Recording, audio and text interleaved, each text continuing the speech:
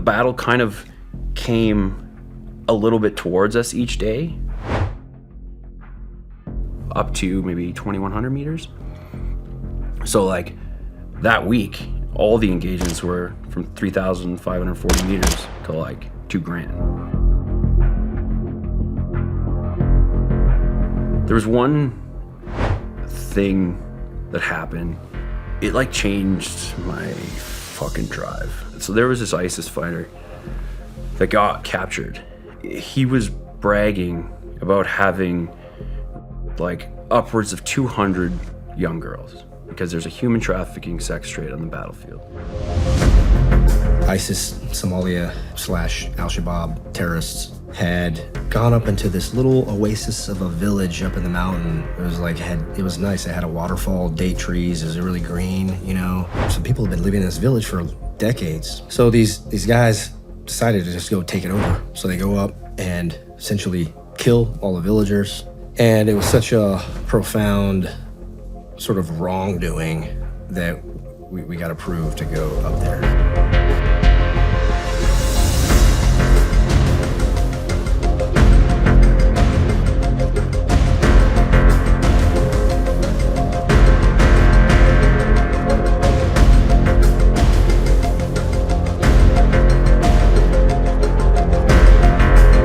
You know, we took Mosul and we did a good job. Najaf was a very complicated situation. Jerry and the guys were just hung on the bridge a few days before all of this. And that stimulated a bunch of people, especially us. And because I actually took Jerry Zokov down that morning on the Little Birds and transported him down to his new position, dropped him off. The next day they were ambushed and killed and hung from the bridge. So all of us were like, man, we were just hanging out with this guy. You know, that's fucked up what happened. Let's get some revenge. And that could be a problem.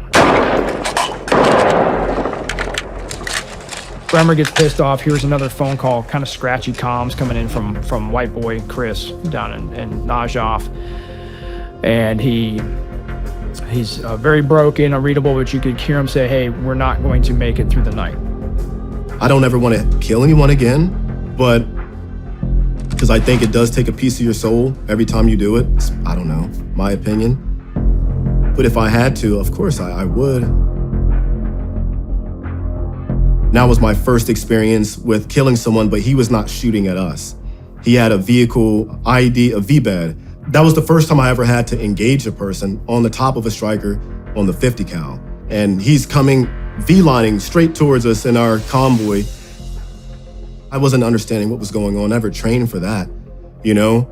And he's like, my PL slaps me on the helmet and he's, shoot this mother. Furthest person I killed was 2,345 yards. You killed somebody at 2,000, yeah. How far? 2,345 yards. They were on the motorcycle. Shit. I missed them 4 times beforehand, but blind squirrel finds a nut every now and again.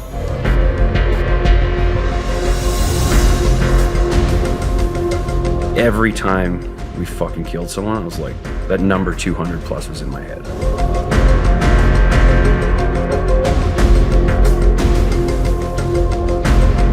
We're trying to guide the fight with sniper fire.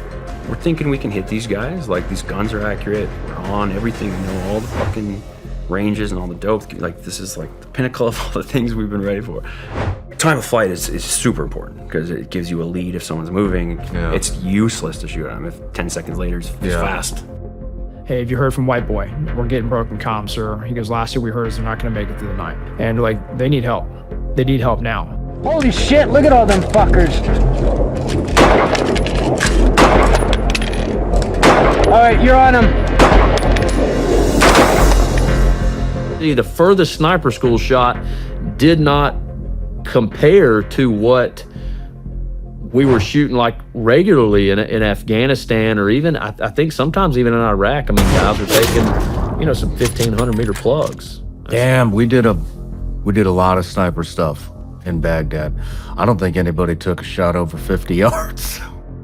When it's like a just under 10-second flight time. 10 seconds? Yeah, it's like 9 point something flight time. You guys have this calculated out? You know how long it's gonna take to get there? Yeah, oh yeah.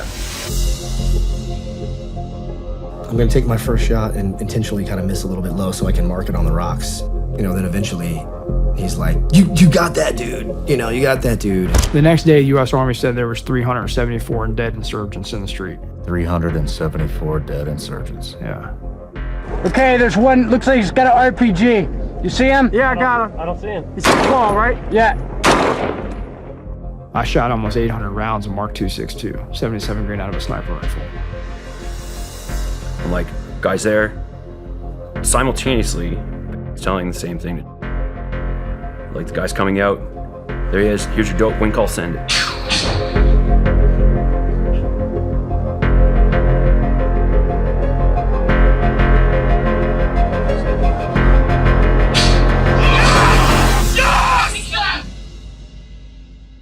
I've never shot at anything that it took 10 seconds for my bullet to get there. Fucking me. Forgive me, I'm a little out of the loop on this. Yeah, so 10 seconds, and the rounds were like, I don't like the language sometimes out of ego to go like the pink, mist or whatever, but that was the sort of, he thought he saw that.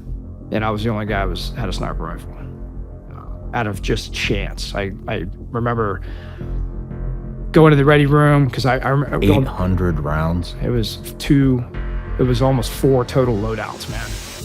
Like, I'm looking through the ACOG of my M4, and a head would pop up, and you'd send off a round or two, and you don't know if you hit the guy, but another head would pop up, and another head would pop up. No, Afghanistan, I think I shot one dude from like me to you, and I'd already shot him once before from a sniper hide. Yeah, cleared up on him, and he set up with his AK, and I, cleared around this little wall on him.